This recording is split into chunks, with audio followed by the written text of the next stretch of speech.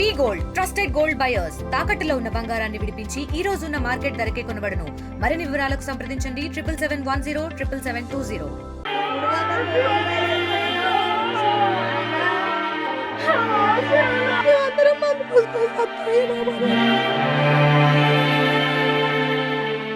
ఈ నెల 21 బుధవారం రోజున ఛత్తీస్గఢ్ మాడ్ అడవుల్లో పోలీసుల ఎన్కౌంటర్లో మృతి చెందినటువంటి రాకేష్ మృతదేహం ఇప్పటికీ రాలేదు. దీంతో 5 రోజులుగా ఇంటి వద్ద నిరీక్షణ మొదలవుతుంది. బంధువులు వస్తున్నారు, వెళ్తున్నారు, కానీ ఇంట్లో కుటుంబ సభ్యులు మాత్రం బిక్కుమంటూ ఎదురు చూస్తున్నారు. కన్న బిడ్డ ఇన్ని రోజులు రాలేదు, కానీ శవమైన తర్వాత కూడా ఇప్పటికీ తిరిగి రాకపోవడాన్ని కూడా వాళ్ళు జీర్ణించుకోలేకపోతున్నారు. ఎందుకు ఈ ఆలస్యం చేస్తున్నారన్నటువంటి ఒక ఆవేదన వాళ్ళలో కనిపిస్తుంది. ప్రస్తుతానికి మనము హనుమకొండ జిల్లా హసన్పర్తి మండలం చింతగట్టు ప్రాంతంలోని రాకేష్ పుట్టి పెరిగినటువంటి ఇంటి దగ్గర మనం ఉన్నాము. ఖాళీ టెంటు, ఖాళీ కుర్చీలు తప్ప ఇక్కడ బంధువులు కూడా ఎవరు లేకపోవడము. ఉన్న కుటుంబ సభ్యులు మాత్రం తిండి తిప్పలు లేక రాకేష్ మృతదేహం వచ్చిన తర్వాతనే దహన సంస్కారాలు చేసి అంతిమ క్రియలు చేసిన తర్వాతనే తిండి తింటామన్నటువంటి భీష్మించుకుని కూర్చున్నటువంటి ఆ పరిస్థితి ఒక దారుణమైనటువంటి హృదయ విదారకమైనటువంటి సంఘటన ఇక్కడ రాకేష్ ఇంటి వద్ద నెలకొంది. ప్రస్తుతానికైతే రాకేష్ ఫోటో చూసుకుంటూనే వాళ్ళ కుటుంబ సభ్యులు తన కళ్ళ ముందు ఉన్నాడన్నటువంటి ఆ ఆలోచనతోటి ఇంటికి వేలాడదీసినటువంటి గోడకు వేలాడదీసినటువంటి ఆ ఫోటో చూసుకుంటేనే రాకేష్ తమ కళ్ళ ముందు ఉన్నాడన్నటువంటి ఒక అనుభూతి పొందుతున్నారు. ఒక ఆవేదన భరితమైనటువంటి అనుభూతిగా చెప్పుకోవచ్చు.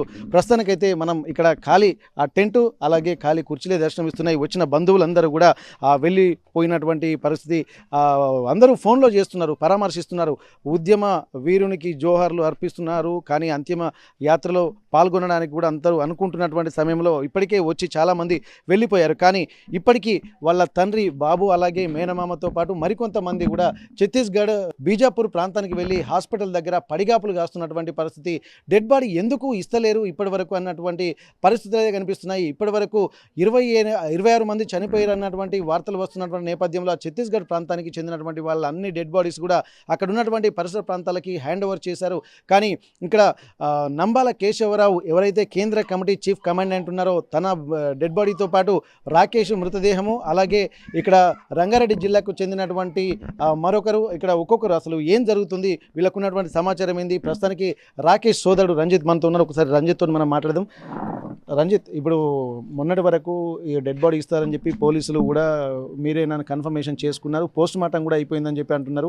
మరి ఇప్పుడు మీ నాన్న ప్లస్ మీ బంధువులు కూడా అక్కడనే దాదాపు ఈరోజు 5వ రోజు ఇంకా పడిగాపులు కాస్తున్నటువంటి పరిస్థితి. మరి వాళ్ళు ఏం సమాధానం చెప్తున్నారు, ఎట్లాంటి ఇన్ఫర్మేషన్ మీకు ఉంది, వాళ్ళు డెడ్ బాడీ అయితే ఏమంటున్నారు? మా వాళ్ళు కుటుంబ సభ్యులు వెళ్ళి ఇప్పటికీ 5 రోజులు ఆనొస్తుంది. ఈ రోజుకి 5 రోజులు.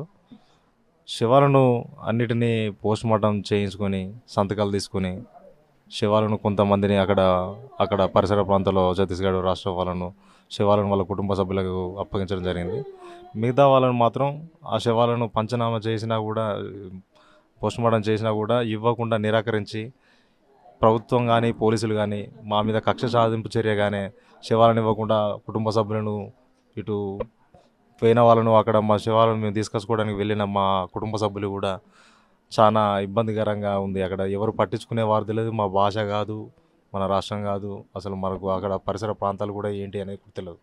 నిద్రాహారాలు మానుకొని వాళ్ళు 5 రోజుల నుంచి కంటతడి పెట్టుకుంటూ మా శవం ఇప్పుడు ఇస్తారో అప్పుడు ఇస్తారో అని కడసారైనా కూడా మా కళ్ళతోటి ఒకసారి చూసుకుందామన్న ఆలోచనతోటి మా శవాన్ని మాకు ఇస్తే చాలు అన్న ఉద్దేశంతో మా వాళ్ళు వెళ్ళి ఇప్పటికీ 5 రోజులు వస్తుంది.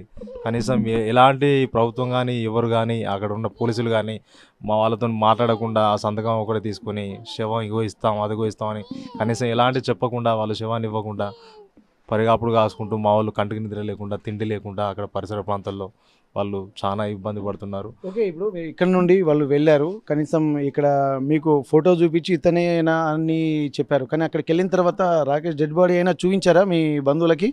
ఒకటి మా నాన్నను ఫస్ట్ వెళ్ళినప్పుడు పేరెంట్స్ ఎవరైనా ఉన్నారా అంటే అడిగి తెలుసుకొని మా నాన్న ఆధార్ కార్డు తీసుకొని ఒక సంతకం తీసుకొని వెళ్ళి చూడు అని చెప్పేసి మా నాన్న మా తమ్ముని చూపెట్టారట. చూపెట్టిన తర్వాత మళ్ళీ ఇక అందులో చూడనియడానికి కాదు కదా, అసలు అక్కడ పరిసరాల ప్రాంతాన నిల్చునేందుకు కూడా అవకాశం ఇవ్వకుండా, మీడియాను అలౌడ్ చేయకుండా, అసలు చెప్పుకోవడానికి ఎవరికి చెప్పుకోవాలని చెప్పుకునే పరిస్థితి కూడా మా వాళ్ళు ఆడ చాలా ఇబ్బందిగా పడుతున్నారు. కనీసం ఈ స్టేషన్కి ఇక్కడ సంతకం తీసుకోర్రి, అక్కడికి పోండి, ఆడ పర్మిషన్ తీసుకోండి ఇక్కడ సంతకం పెట్టండి, ఇట్లయితేనే మేము చేస్తాం, ఇదిగో చేస్తాం, అదిగో చేస్తాం, ఇదిగో ఈ సాయంత్రంలోకి ఇస్తాం అని చెప్పేసి అంటున్నారే తప్ప మమ్మల్ని 5 రోజులుగా నిద్రాహారం మానుకొని అక్కడ పడిగాపులు కాసుకుంటూ కూర్చున్నారే కుటుంబ సభ్యులు తప్ప ఇంతవరకు శవాన్ని ఇద్దామన్న ఆలోచన ప్రభుత్వానికి లేదు.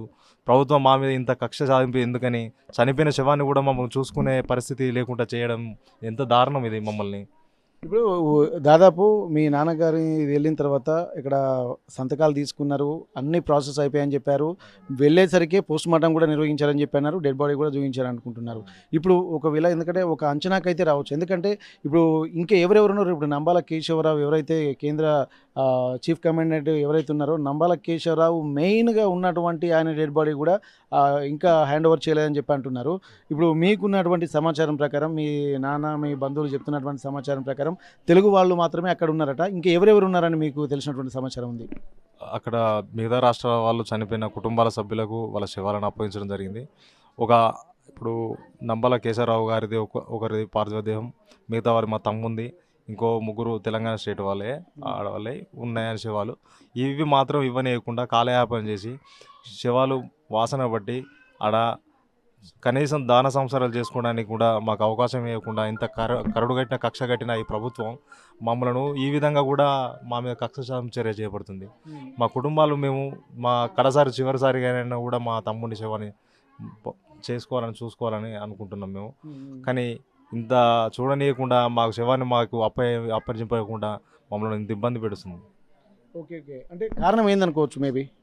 ఏంటంటే వాళ్ళు ప్రభుత్వమే తుడిచిపెట్టేద్దాం, మావోయిస్టులు అనే వాళ్ళు ఉండద్దు, అదని ఇదని ప్రతి వ్యక్తిని మావోయిస్టే అని చెప్పేసి ముద్ర వేయడం, ఇలా చంపిన శవాలను కూడా కుటుంబ సభ్యులు చూడనీయకుండా ఇంత నరకయాతన పెడుతుంది మమ్మల్ని. అది ప్రభుత్వానికే సిగ్గుచేటుగా అనిపించాలి. ఓకే, ఇప్పుడు వేరే రాష్ట్రం కాబట్టి మరి ఇక్కడ ఉన్నటువంటి అధికారులని కానీ ఎవరినైనా మీరు సంప్రదించేటువంటి ప్రయత్నం చేశారా స్థానికంగా? ఎందుకంటే ఇప్పుడు మొన్న చెప్పారు, కగర్ ఆపరేషన్ వెంటనే నిలిపివేయాలని చెప్పి మాజీ ముఖ్యమంత్రి కేసీఆర్ గారు చెప్పిండ్రు. అలాగే ఇక కేంద్ర ప్రభుత్వానికి లేఖ రాస్తామని చెప్పి ప్రస్తుత సీఎం కూడా రేవంత్ రెడ్డి కూడా చెప్పారు.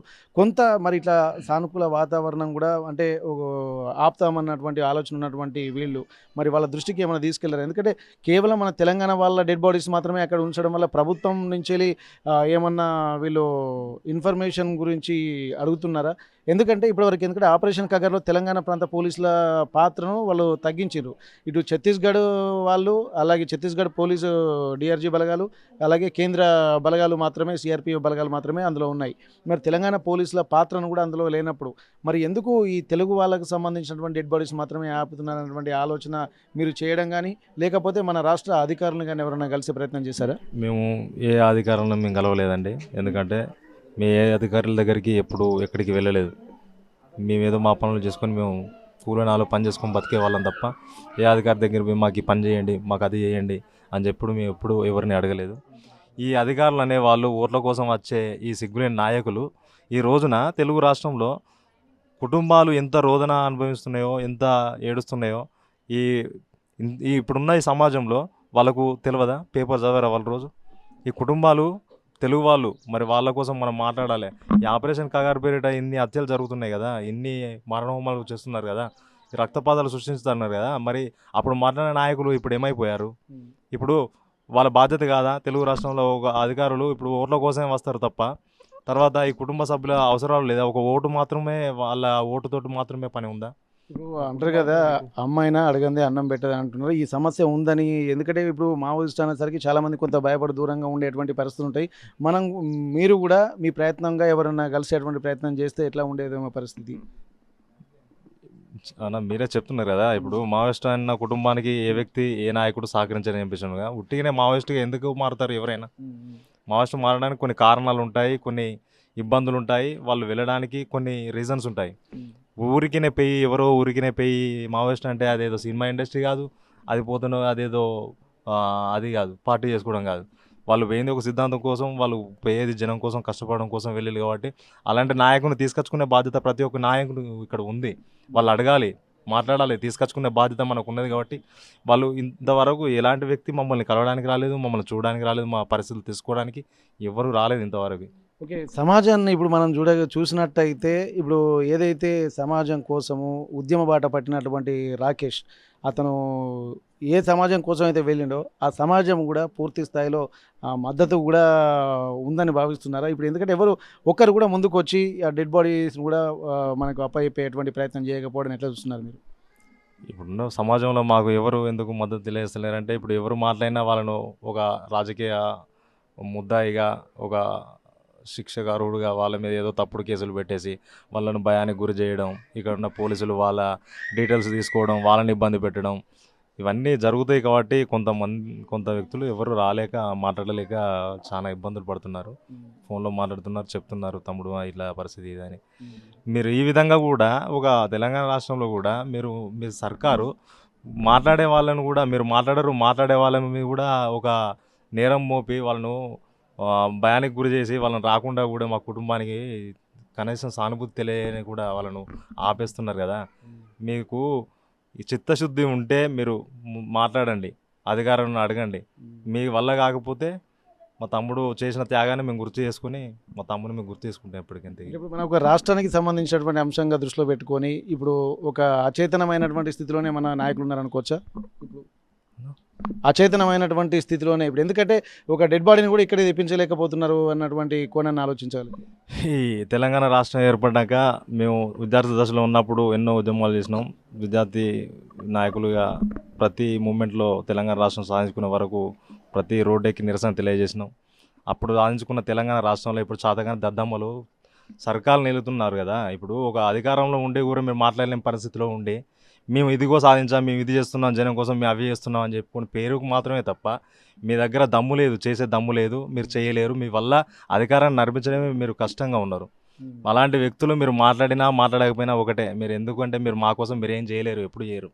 మీరు మాట్లాడాలని ఉంటే, చిత్తశుద్ధి ఉంటే మీరు మాట్లాడండి.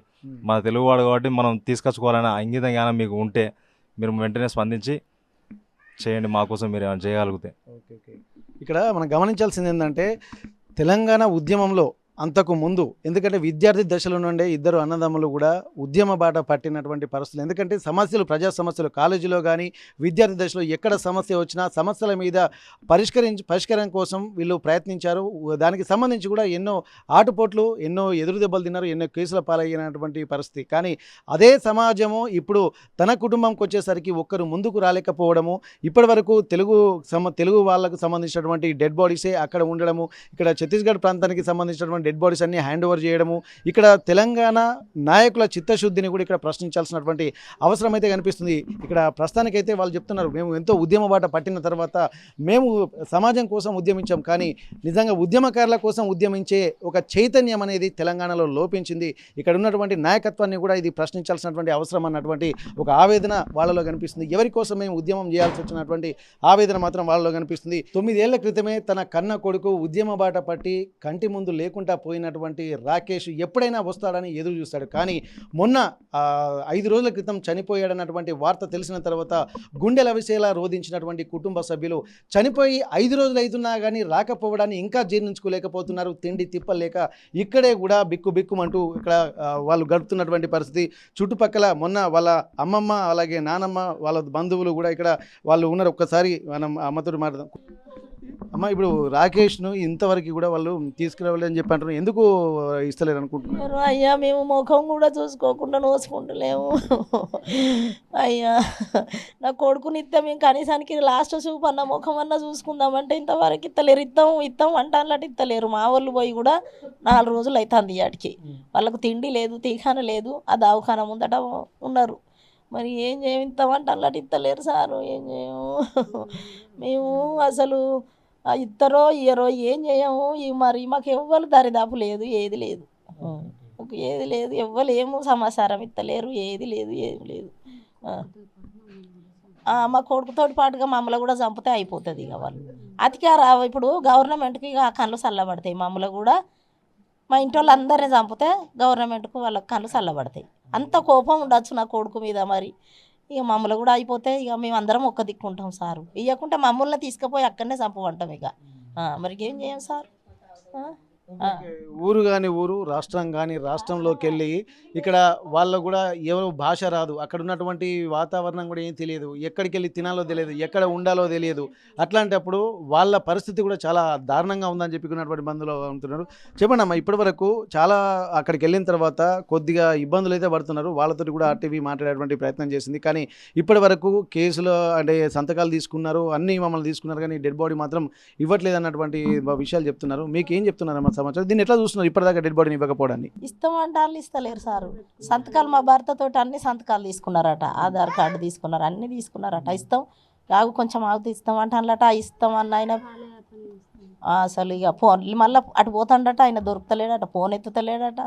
అటు ఇటు మా వాళ్ళు మస్తు పరిశాన్ చేస్తానులట, మా వాళ్ళను మస్తు తిప్పలే పెడతానులట. అందులో షుగర్ పేషెంట్లు ఉన్నారు, మస్తు జ్వరాలు వచ్చిన వాళ్ళు, మా వాళ్ళు పోయిన వాళ్ళు. వాళ్ళకి తిండి లేదు, తీఖాన లేదు, 4 రోజుల కంచి వాళ్ళకు తువ్వాల కూడా ఉంచబోలేదు. వాళ్ళ పరిస్థితి ఏం కావాలి? అయ్యో నా కొడుకుని తీసుకొస్తామని వాళ్ళు పోయిళ్ళు, నా కొడుకుని చూపెడతలేరైరు, ఇత్తలేరైరు. మా భర్త కూడా మొత్తం మస్తు ఎడతాడు, ఆగం అయిపోతాడు ఆడ కొడుకును నువ్వు ఇయ్యకపోయే వరకు.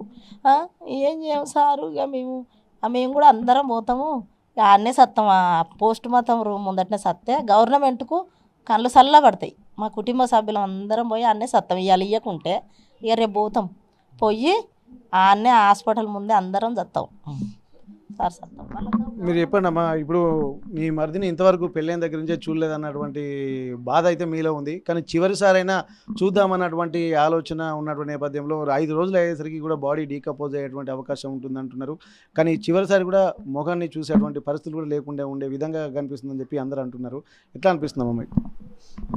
వాళ్ళు ఇచ్చే పరిస్థితి లేదు సార్ ఇప్పుడు. ఇక మేము అసలు మొత్తం చూడలేక అంటే చూడలేని స్థితిలో ఉంటాం కావచ్చు. ఇక ఆయన వచ్చినా కూడా ఇప్పుడు మేము చూడలేని స్థితి, అన్నం లేక ఏం లేక అంతా ఆగం సార్. ఇక మా మామయ్య కూడా మొత్తం స్లోగా తప్పినట్టు, అసలు ఆయన ఏం మాట్లాడుతాడో, ఆయన ఎక్కడ కూర్చుంటాడో, ఏం చేస్తాడో అసలు అతనికే తెలుస్తలేదు. ఇంతవరకు కన్న కొడుకుని చూసుకోవాలన్న బాధ అందరికీ ఉన్నది సార్.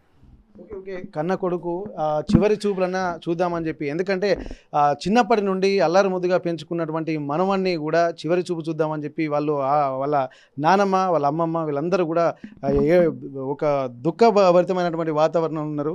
అమ్మ, ఇప్పుడు ఎన్ని రోజులు ఇప్పుడు మీ రాకేష్ డెడ్ బాడీ కూడా ఇంతవరకు ఇవ్వలేదు, మీ కొడుకు కూడా అక్కడ పడిగాపులు కాస్తున్నా అని చెప్పి అంటున్నాడు మీ అల్లుడు.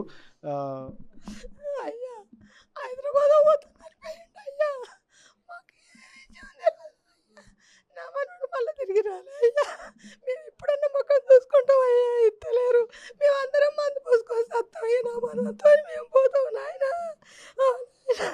మాకెంత కోసం పుచ్చుకుంటాడు అయ్యా, మాకెంత కోసం పుచ్చుకుంటాడు అయ్యా.